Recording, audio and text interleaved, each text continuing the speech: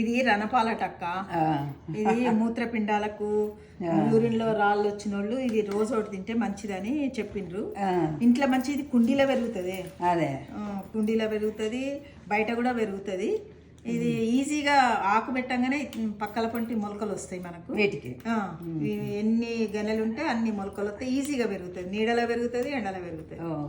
ఇది మున్ని ఇంట్లో ఇంకా ఉంటే తీసుకొస్తాను, బాగుంటుంది. అయితే దీన్ని కొందరు పచ్చడి కూడా చేసుకోవచ్చు అని అంటున్నారు. చూద్దాం, నేను కూడా ప్రయత్నం చేస్తా. బాగుంది.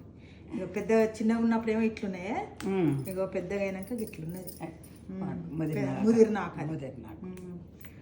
ఇది పచ్చడి చేస్తే రేపు ఎట్లుంటుందో చూద్దాం. ఏంటిది అది? చెంపక పుష్పం అని అమ్మవారికి చాలా ఇష్టం, శివునికి బాగా ఇష్టం. అట్లనా?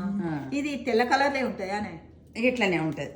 ఇక 2 రోజులు అయితే కొంచెం ఎరుపు వస్తుంది, కానీ అది ఇక ఒళ్ళిపోతుంది. ఎన్ని రిక్కలునే? 9. 9 రిక్కలు.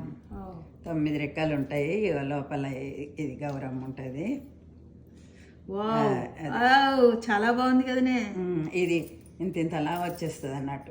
నైస్, బాగుంది బాగుంది. మన మా చిన్న వియ్యపురాలు వీటితోటే అష్టోత్తరం పోసుకున్నది అమ్మవారికి.